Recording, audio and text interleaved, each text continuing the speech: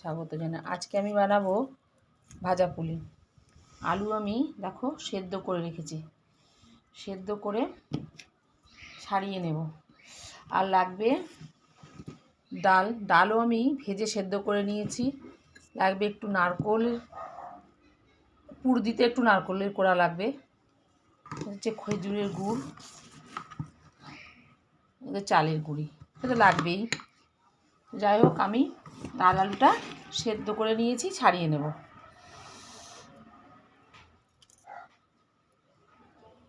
একটু টাইম লাগে।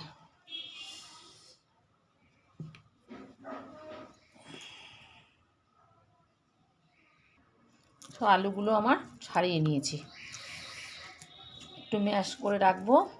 এদিকে উনুনে আমি একটু সামান্য গরম জল লবণ দিয়ে বসিয়ে দিয়েছি। শীতটা নতুন করে আবার পড়েছে, এখন আবার একটু পিঠে পুলি খাওয়া যাবে।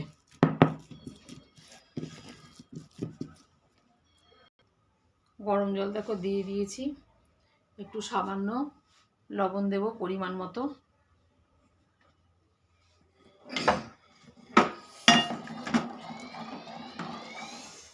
এবার দেব চালের গুঁড়িটা।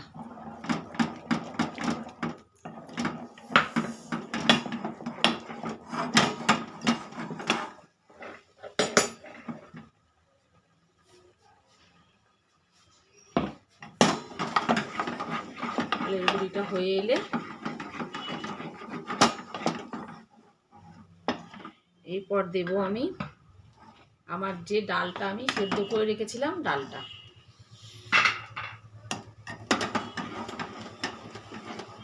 গ্যাসটা কমিয়ে দিয়ে ধিমে তালে করতে হবে।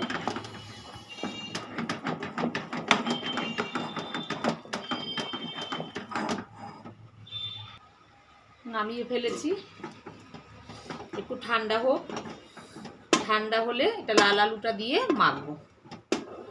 এদিকে দেখো কড়াই আমি বসিয়ে দিয়েছি।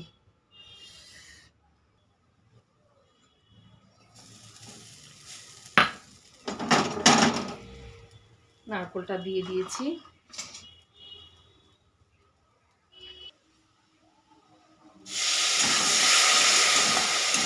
আমার একটু গোলাপি ছিল, ওটা দিয়েই নারকেলটা আমি করবো।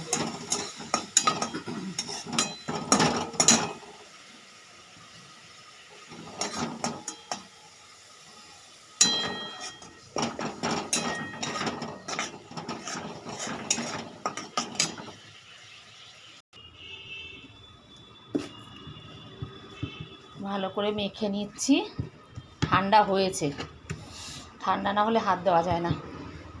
এদিকে দেখো যে লাল আলুটা আমার সেদ্ধ করে নিয়েছিলাম, ওটা খানিকটা দিলাম, দেখি কতটা কি লাগে।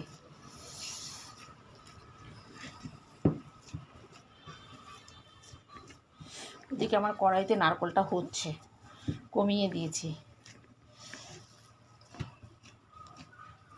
একটুখানি আটকে গেলে একটু ঘি নিয়ে নিয়েছি হাতে।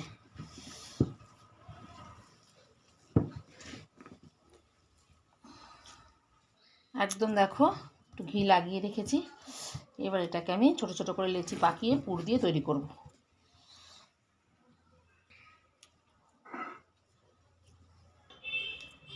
কতগুলো দেখো তৈরি করেছি, একটু ঘি লাগিয়ে নিয়েছি হাতে।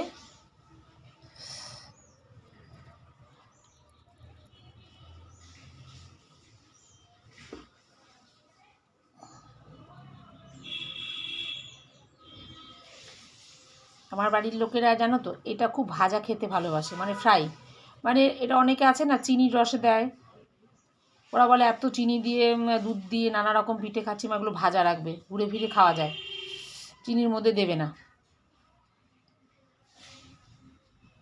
ভাজাগুলো তুমি অনেক দিন ধরে খেতে পারবে।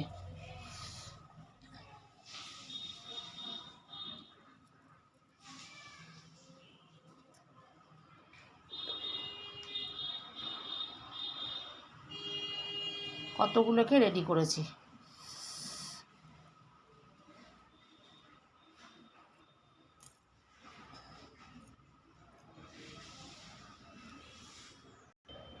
সবগুলো রেডি করে নিয়েছি। তেল হয়ে গেছে, আস্তে আস্তে দিতে হবে। এটা বেশ ভালোই হয়েছে। কমিয়ে দিলাম গ্যাসটা, যত কটা ধরে তত কটা দিয়ে দেবো।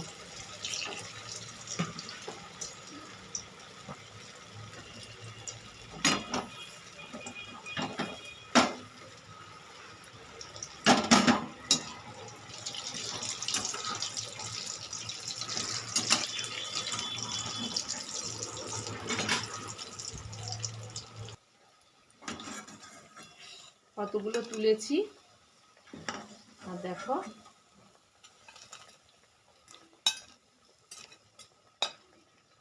আমার পুলি কিন্তু একদম রেডি। কেমন হয়েছে একটু জানাবে আমাকে, সবাই একটু লাইক করবে, একটু শেয়ার করবে।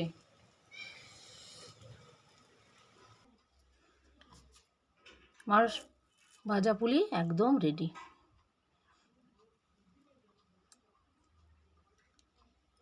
তোমরা এইভাবে বানাবে, ভালো লাগলে একটু সাবস্ক্রাইব করবে, লাইক করবে, একটু শেয়ার করবে। সবাই ভালো থাকবে, সুস্থ থাকবে।